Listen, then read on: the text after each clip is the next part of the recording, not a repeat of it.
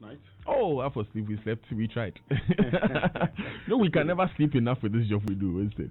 You certainly cannot. All forgotten country in this era of a lockdown, and many people would want to hear you every morning because they don't have their usual lifestyles anymore. So you can understand. Working for you, like a former president said. No, but I see people actually jogging a lot these days, Daniel. Yeah, when I was coming to work this morning, I saw like 5 people. Yeah. Hey, people are keeping fit, though. No, people are keeping fit. It's very important. The sedentary lifestyle of staying at home, you'll be there, no walking, no major activity. So it's a good thing to do. And we'll spend a bit of time on that today on the show. But let me start with the COVID-19 updates, Winston. 636 cases recorded in Ghana. The case count remains the same. 17 have recovered. That's the good news from there. We know 2 are moderately ill. Now, here's a question. Remember, the last time we had the 566 update, I made an observation that Ghana's situation routine surveillance had 292 cases. This time, Ghana's situation routine surveillance is listed as 268 cases. 268 cases. Those well responding to treatment are 241. Moderately ill, critical or moderately ill, 2. Deaths are 8. Recovered are 17. So it's just a few questions that I've tried to reach the health authority since yesterday. We're going to try and get some clarification on these numbers. Maybe it's the addition and other things that are in there. But I think you have the Ghanaian Times, right? Yes, we have all the papers here. But Daniel, this morning we're going to be doing a very important thing. But first of all, let's look at the headlines. And so the Business and Financial Times says oil contribution to GDP to drop by $2.5 billion. 2020 cocoa syndication loan will come off despite COVID-19 disruptions. That's according to Cocoa Board. Zenith Bank supports COVID-19 fund with 1 million Ghana cedis. And Africa risks losing $500 billion in tax revenue. That's according to the African Union. And IMF approves $1 billion emergency aid to address COVID-19 pandemic. And Gofield support COVID-19 fight with $830,000. $1 billion drops on Friday. That's IMF. That's on the front page of the Daily Graphic newspaper. COVID-19 won't stall cocoa syndication on that story that you just mentioned on the front page of the Ghanaian Times. Zoomlion rolls out school disinfection program. 406 defiant citizens arrested. COVID-19 not death sentence. Stop the stigmatization. That was by Dr. Amma Edwin, our very good friend, when she was speaking at the news briefing yesterday. Now, local entrepreneurs innovate to aid COVID-19 fight. That's on the back page of the Daily Graphic. The 6 a.m. news carried that story of this man who is manufacturing face shields. Ebenezer Kakrahama has presented some of them to Dr. Anthony Ofosu, Deputy Director General of the Ghana Health Service. Right, so the Ghanaian Times for this morning says Zoomlion launches nationwide SHS irrigation exercise. 722 senior high schools, 28 special schools to be sprayed in 3 weeks. And confirmed COVID-19 cases jumps to 636. 17 patients have recovered. And scores besiege Kwame Nkrumah Circle National Theatre for food. Well, so it's not only at Soka in the greater Kumasi area, we've seen it in Accra also. And police arrest 406 persons over lockdown offenses. The big one says IMF approves $1 billion for Ghana to support COVID-19 fight. And back page, 600 Kaswa households receive sanitary packs, and who gets state-of-the-art isolation treatment center. The New Crusading Guide says $4.5 million energy scandal unfolds. Politicians, former Goldman Sachs banker fingered. That story that we started yesterday. It has a picture of the tall MD Asante Beko on the front page. COVID-19 cure. Consider herbal medicine. That's Amin Bonzi. He's the head of Amen Scientific Herbal Center. Okay. Yeah, he says that. And Kingdom Exim stands tall in cashew sector. Right, so then let's get into the details. And starting off with the Business and Financial Times. Now, it has a great one here. So, we've been having a conversation about lockdown and everything and how we should think of, probably extending it. But according to the World Bank, it says copycat lockdowns won't work in Africa. So this is why the World Bank is saying that. Well, the World Bank says that, compared to Europe and other Western countries where you have a lot of people within the formal sector, in Africa, majority of the people, in fact, in some instances, about 90% of the population are within the informal sector. These persons earn their livelihoods on a daily basis. They have to go to work to make a living. And so if you're denying them of livelihood, and the sad thing is that you don't have... If you look at other African compulsory, if you're going to wear a face mask. But in the lockdown news at home, the Ghana Police Service has announced that 406 persons have been arrested across the country for flouting the rules of movement, flouting the movement on restrictions order imposed by the President Akufo-Addo a couple of weeks ago. Now, this is ACP Lydia Donko. She's the head of legal and prosecutions at the Ghana Police Service, speaking at that news conference we brought you live yesterday. She said that these persons were holding weddings like ACP Kwesi Fori told us on Monday. Time, yes. Holding weddings, holding parties in gross violation of the Imposition of Restrictions Act 2020.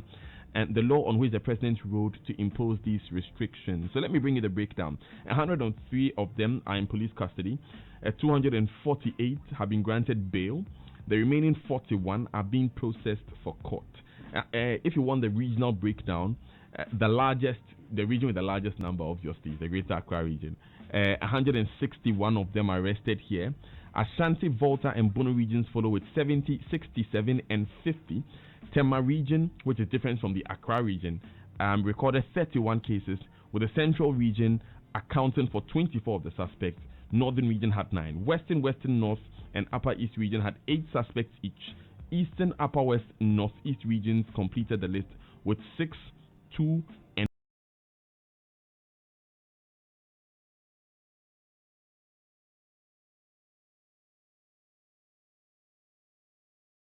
1. Now, after the president announced the imposition of restrictions, the Ghana Police Service deployed 35,000 officials, and the Army also deployed 2,000 officials to enforce this directive. And these 406 arrests are as a result. Over the weekend, I was following this trend on social media, I think just into Monday. And apparently there was this lady who organized a birthday party, and she organized it. She moved her friends to this hotel under police escorts, allegedly. And it really caused a ruckus. I was interested in the response. A lot of young people on social media were adamant. They were livid. They were saying that this should not have happened. These people are putting themselves in danger and the rest of us in danger. And I was encouraged that so many people have understood the shelter-in-place policy, exactly, and they are encouraging their colleagues to do the same. Exactly. I mean, I'm also happy that people have understood it, because I was having a conversation with some friends, and one actually said, "Oh, he says, well, our cases are going to increase," and one says, "Oh, God forbid."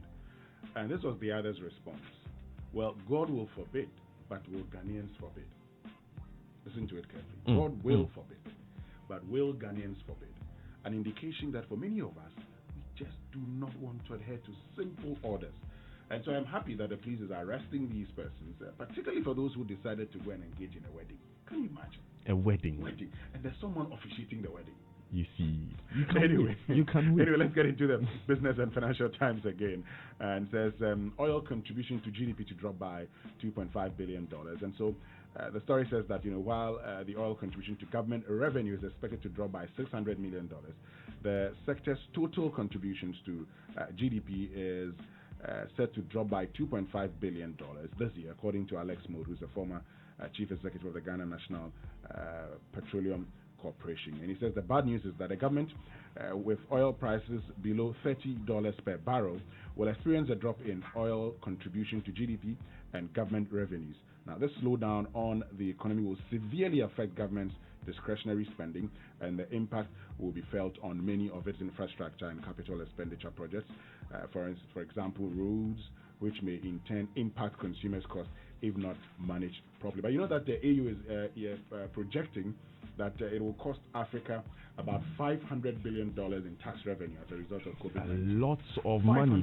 Yesterday, Professor Stephen Adair is also the board chair of the Ghana Revenue Authority, the tax agency in Ghana, and he mentioned that it is obvious that during the mid-year budget review, the finance minister will have to review their targets and lower them so that they are not pushed to collect as much money from these businessmen who are not making that much money anyway. It's a key that the IMF is making some moves. Already they've granted debt relief for 19 African countries. And here in Ghana, we are expecting some $1 billion to drop on Friday. Now, this is the largest, Winston. This is the largest loan facility received from the IMF in Ghana's 63-year-old history with the Bretton Woods institution. Dr. Albert Sunamama, representative of the IMF in Ghana, said this. Yes.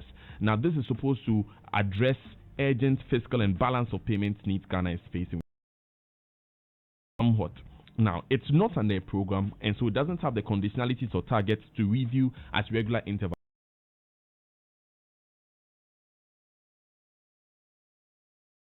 At Isse and Dr. Said Poache have raised concern that because it doesn't come with those conditionalities, we may not be so prudent in spending it.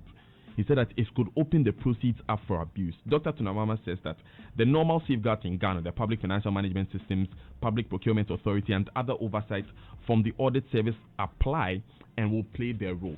In this particular case, a lot of questions have been raised about this allegation leveled against this tall boss. Okay, allegedly that he apparently paid some bribes to some people. The question here is that was in the middle of Doomso, where because of that crisis, a lot of procurement was done for power plants. And so some persons in civil society have been saying, because we had a crisis at that time, we didn't really look so closely at the contracts. Crisis with COVID-19. So we need to look very closely at the contracts, especially the utilization of this $1 billion, because it's not free money, Winston. It's money that will pay back. Exactly, Daniel. But if there's one thing we have done so well when it comes to COVID-19 is the accountability aspect. And you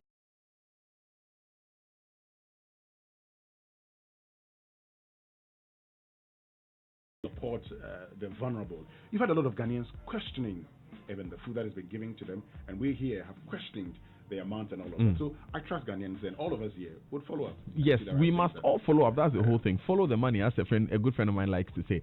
Speaking of feeding the less privileged in society, former President Mahama has been doing that. Listen to him. And ensure transparency, I reiterate my suggestion that the government must actively involve the traditional authorities, assemblymen and women, civil society organizations, and local civil society organizations and NGOs, in addition to faith-based organizations, to steer and ensure fair, equitable, and non-partisan distribution of food and essential items to the vulnerable, including persons living with disability. These critical stakeholders I've mentioned know their communities better, and they know those who really need support. And so let's involve them now. Accordingly, I have, in view of the situation, procured and will be making available food items to cater for a total of 20,000 households in the areas affected by the lockdown. These include Greater Accra, Kaswa, and the Greater Kumasi area. Apologies to His Excellency. Ladies and gentlemen, these items, rice, oil, vegetable oil, and canned fish, will be delivered in the lockdown areas, the Ghana Traditional Council, the Tema Traditional Council, the Kpong Traditional Council, the Utu Senya Traditional Council, the Asanteman Council, Council of Zongo Chiefs in both Accra and Kumasi, and the umbrella bodies of faith-based organizations and people living with disability. We count on all these bodies to coordinate and manage a fair distribution of these items to households in their areas. I'm requesting the chiefs to work actively with their assembly members in the affected areas in order to ensure that the items get to the people who need it. Former President Mahama speaking yesterday. Let's go on the phone lines and speak to his aide, Felix Kwachiofosu. Mr. Kwachiofosu, thanks for joining us. Thanks for having me. So, 20,000 households. How many individuals are we programming to receive this? Well, I think that at this stage, it will be difficult to state exactly how many individuals will be benefiting. But it is much easier and more convenient to target households and give them food packages that we believe will take them through these difficult times and complement whatever it is at the moment. So we to households. It is easier to manage in the circumstance and given the logistical challenges that have come as a result of this pandemic and the efforts to assist the more vulnerable sections of society. Does that give an indication of how it will be distributed, that you go to the household and hand them the bags of rice and the oil? Well, as you heard the former president indicate, we want to avoid the chaos that has been associated with previous attempts to distribute relief items to people affected by this lockdown.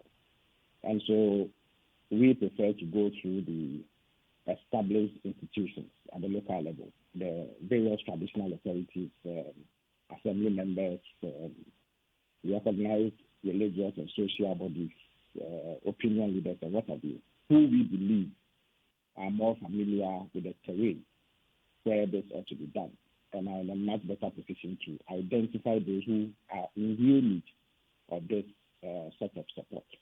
So based on the mapping that they do, these items will be distributed in a manner that we think will be fair and equitable, and in a manner that helps achieve the objective of assisting those who are in real need in these difficult times. So how much is this intervention costing in total? Well, I may have to get you that information subsequently, but it costs quite a bit, as you can imagine. Right.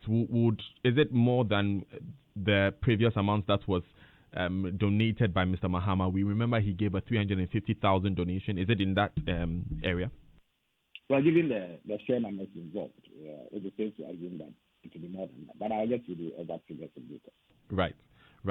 Mr. Mahama has recently spoken about how electricity tariffs must be reduced. We've seen that the president has now announced that Lifeline customers would enjoy a full cost recovery by government, and then for everyone else, there will be half of the bills taken up by government.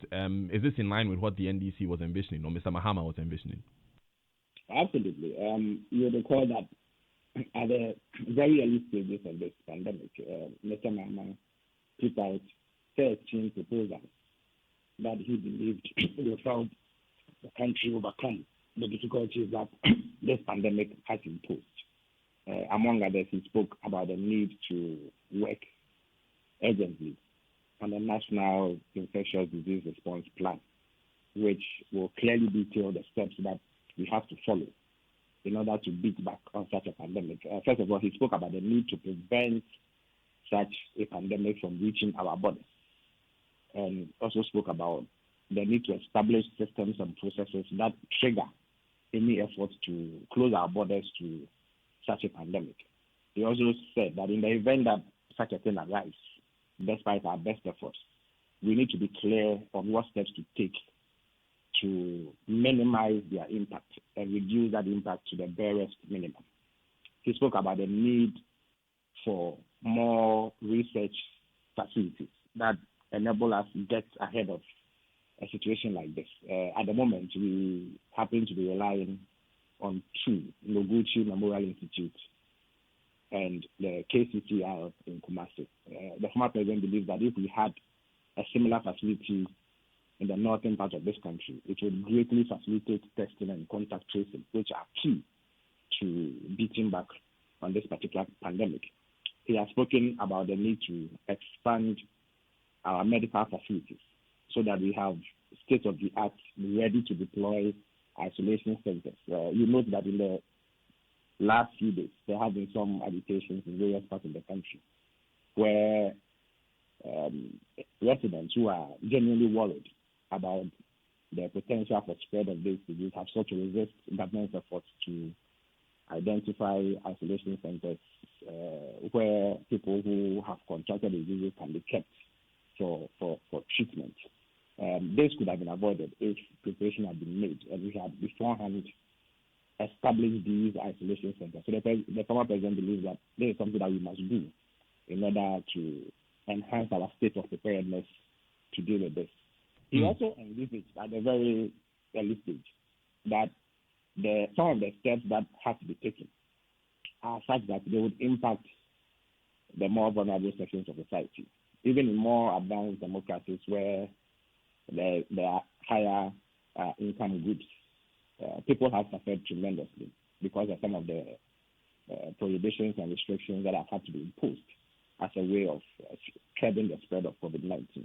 So in a developing economy like ours, with significant numbers of vulnerable groups, it was always going to be the case that people will come off worse when such restrictions are imposed. So the former president proposed that a number of things be done to ease the burden that will be imposed on these people. Our society is such that there are many who live from hand to mouth. Their livelihood depends on the ability to go out of their homes and engage in some economic activity in order to earn some stipends to be able to fend for themselves, their relatives, and their dependents. So imposing a restriction on their movements is necessarily going to undermine their ability to earn out a living.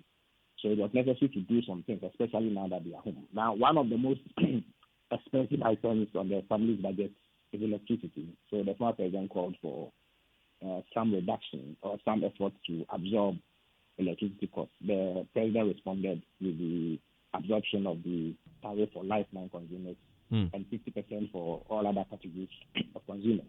There was also the absorption of the tariff for water. The former president spoke about the need to take a look at data costs, because this imposition of the restriction is such that people have had to rely on that either to work or keep themselves entertained so that they do not die out of boredom in a manner of speaking. Right. Now, to do that, we are going to incur significant data costs.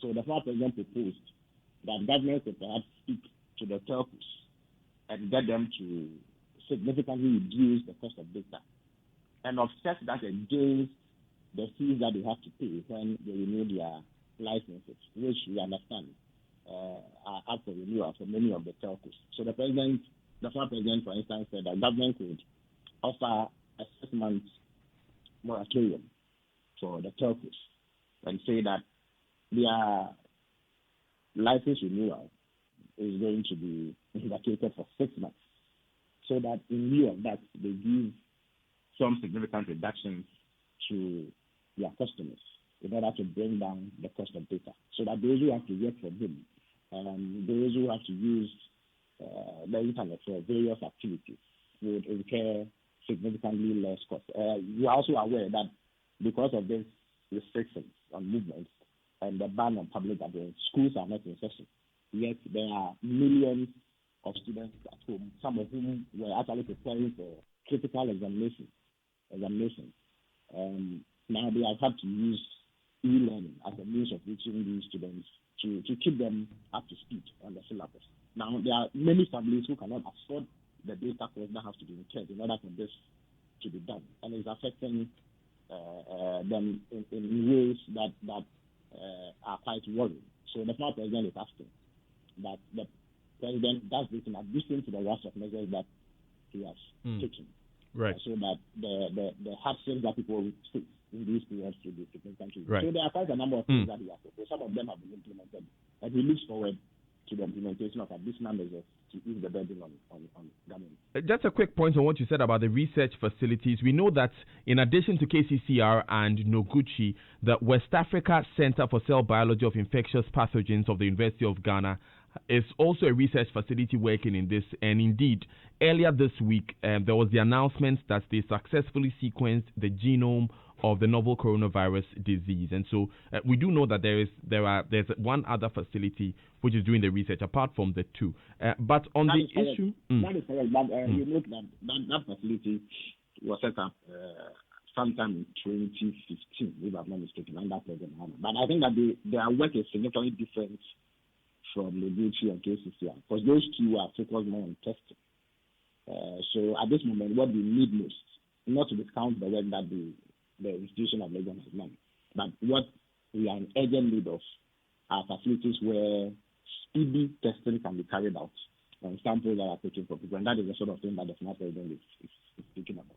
Well, we did hear the special advisor to the president on health, Dr. Anthony Siasari, mention that 15 facilities have been readied to take on testing, and their capacity has been improved to begin tests if it becomes necessary, which was the announcement that was made a couple of weeks ago. So some would say that has been addressed. But I quickly wanted us to touch on the data cost, Mr. Ususu-Kwache, because we've spoken to telco operators. In fact, the Ghana Chamber of Telecommunications released a statement yesterday that a number of interventions are already being introduced by the telcos themselves. A number of websites have been zero rated. That means they will not cost anything if you go on those websites. Also, some 4 terabytes of data have been provided with 2,500 SIMs for persons doing contact tracing. But it may be detrimental to the telco industry if currently we decide to reduce data costs. What do you make of that? Well, I think that what you have stated is a fact. Having been a deputy minister in the communications industry, I'm fully aware of the cost that they incur when rendering these services. That is why the former president is advocating for government to absorb part of that cost by engaging the telcos and waiving some of the licensing fees that they need to pay and deferring some of the payments that they also need to make in order to create space for the telcos to be able to make this concession, which is vital. I acknowledge the point that you made about some of the interventions that they have already rolled out, but those interventions are extremely limited in terms of their scope and their impact on the larger population. What the former president is calling for are interventions that would impact the larger population, because all of us have had to scale down our activities and remain at home in order to help government address the effects of this pandemic.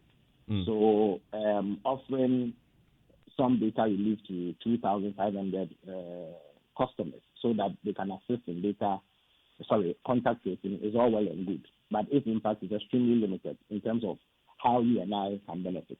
What the former president is calling for are interventions that will ensure that the generality of our people are able to afford the cost of data even as they remain home and carry out several activities in that regard. Right. Of course, there are also the 100 zero-rated websites which are targeted for education and health, which are specifically targeted at persons who may have to learn. Mr. Kwache Ofosu, finally, on this electricity tariff that has been reduced by the President Akufo-Addo, would you say, or is it the position of the former President Mahama, that this move is commendable? Of course, any move that brings relief to the people of Ghana can only be welcome. It might be stressed that these interventions are temporary in nature, and they simply are the result of the exigencies of the time. Just about every government in the world has been compelled to take these measures as a way of beating down the difficulties that people around the world are going through arising out of this particular pandemic. So those actions are absolutely necessary if we are going to survive these difficult periods. So to the extent that at least there has been an effort on the part of government to take on board some of the suggestions made by the former president and other notable figures, it is welcome, and the country is the better for it. Thank you very much, Felix Kwache Ofosu. He's former Deputy Minister for Communications. He's also an aide to former President John Dramani Mahama. We apologize we're unable to bring you the BBC News at 7 today because of the conversation we're having with Mr. Kwache Ofosu. But the online news review on the Super Morning Show is brought to you by Zenith Bank in your best interest and Goyle Good Energy. Now, to all our valued customers, Goyle values our relationships built over the years. Let's keep ourselves free of the coronavirus disease and keep our stations safe by observing the following. Cover your mouth with tissue when you cough and dispose of the tissue immediately. Wash your hands with soap and running water, which have been provided at all our service stations, especially when you handle money. You can also use an alcohol-based sanitizer if you're not in a position to wash your hands. Maintain a minimum distance of 1.5 meters with other customers and or attendants. Let's observe these simple protocols and together defeat the COVID-19 virus. If you exhibit any symptoms, do not head to the hospital immediately. Call the hotlines and ask for help on COVID-19 hotline 055-2222-004 and 055-2222-005. Now, banking from home just got exciting. Here's how. Zenith Bank has waived charges on its electronic banking platforms to support you reduce your use of physical cash during these challenging times of COVID-19. Enjoy free transfer of funds and free payments from your Zenith accounts to any bank account via ACH and GIPS Instant Pay GIP. Bank from the safety of your home. Stay safe with Zenith Bank's digital banking products. Zenith Bank, in your best interest. We'll be right back after these messages. There's a lot more coming up on the Super Morning Show. Stay with us.